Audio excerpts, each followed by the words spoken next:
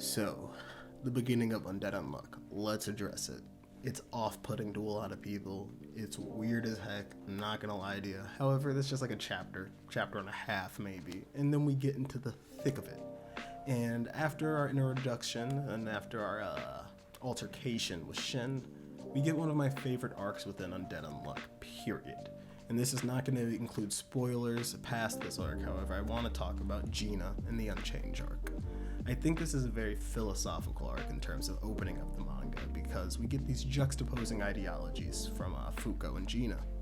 Fuko is a woman who's realizing that the way she was living before was not the right way to live. She had never even been introduced to a world outside of the small, sad world which she had actually grown up and lived in. She has lived through a lot of tragedies in her life and has finally gotten to this point where she even thought about, offing herself. However, she is realizing that through meeting Andy and getting introduced to this new world, there is something to live for, there's something to change for, and there's something to strive for. And then we have Gina, on the other hand, an individual who's 60 plus years old and still dresses and looks like a 13-year-old. I know she looks 16, however, you get what I'm saying. An individual who has never wanted to change, has kept her same ideology her entire life, and we get to see how that sort of behavior or that sort of ideology is actually self-destructive for an individual. How changing does help you out, and how changing from Fuko's past life to her current life is gonna make us a dope-ass manga. But let's talk about this arc. Rimuru.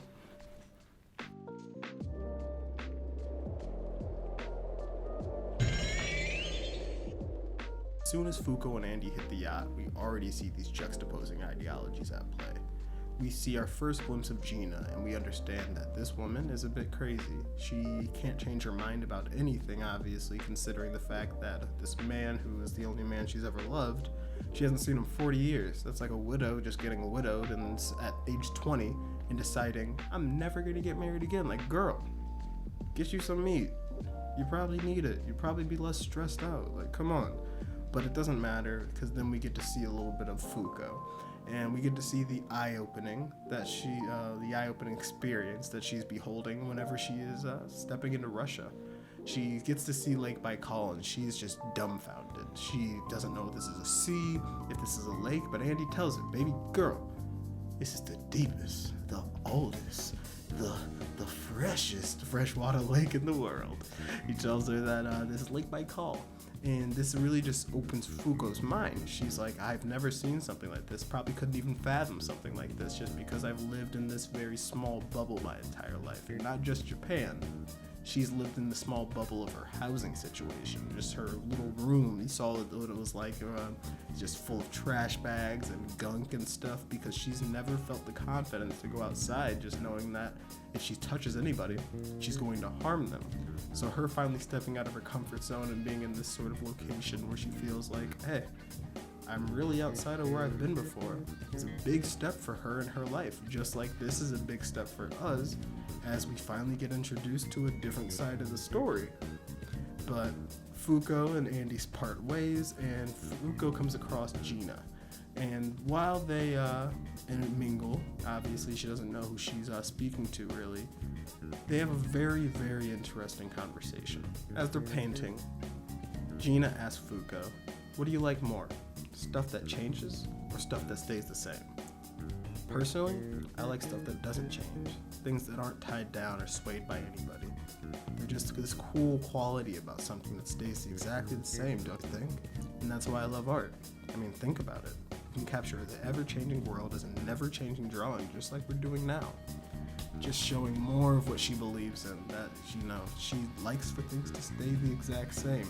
That's why she's dressed up like a 16-year-old, why whenever she first introduces herself to Fuko, she just starts saying all this BS about, oh, are you this tropic character? Are you that tropic character?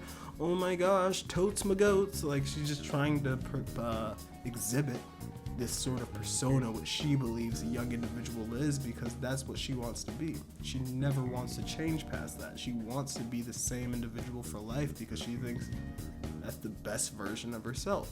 However, after Fuko finishes her painting, and nod to this painting, a very interesting one. I said no spoilers, so if you want to know my thoughts on this, comment in the comment section below and I'll answer you. However, you see Fuko's painting has no stars on, has stars on it.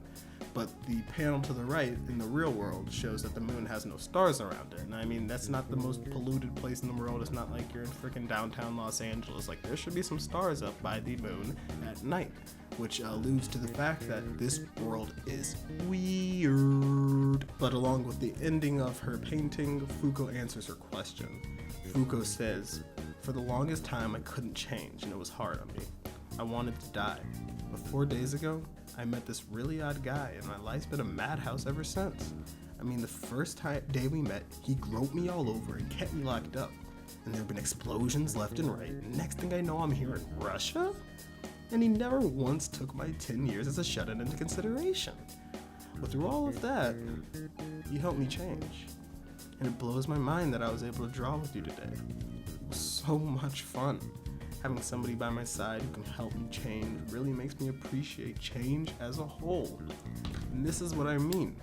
A beautiful, philosophical situation for Fuko to be in. She'd stepped out from being the shut-in who literally felt like the only way out of life, or to end my own suffering, is to actually end my suffering. But no, she knows now that even if I'm suffering in the real world, even if shit's crazy around here, anything is better than being out of here, and anything is better than just living that sad life I was living beforehand. But Gina doesn't care about that answer.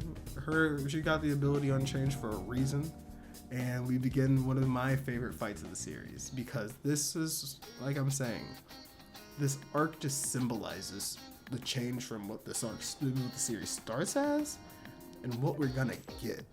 Because the fights before this, they're cool. It's a little cool fights. We get a parts bullet, but this is the first time we see the full strength of what Undead Unluck really exhibits in its writing and in its storytelling. We get to see Andy being this smart, tactical man who's lived through countless battles and he's been alive forever.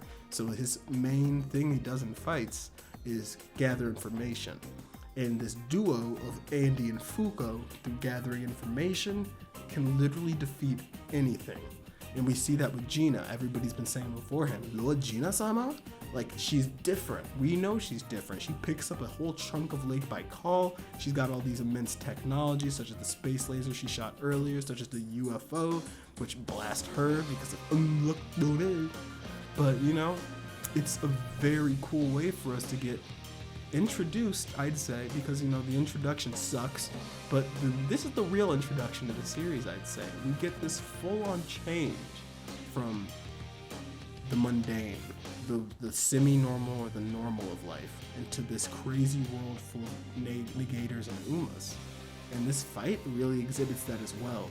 We really get to see how Andy fights, how he is a relentless mother who, through anything, he's still gonna get the job done. He learns that light is something that can harm her. And Fuko also learns that light is something that can harm her. And we get to learn that Fuko's ability, through more knowledge and more understanding, can really harm anything, which will obviously come into account later in the series. However, I don't want to talk too much about that. And as Andy continues to unpack more about Gina's ability, learning what sort of stipulations she must abide by, what sort of restrictions she has, and what really encompasses the ability Unchange, we get to learn more about Gina. And this is another thing which I love about Undead Unluck. They will tell you everything you freaking need to know in 1 or 2 chapters. I've said it before, I'll say it again. Yoshifumi Tozuka is the most buyer, expedited writer that's out right now. He will tell you everything you need to know, like this, like that. And he really does that in this chapter.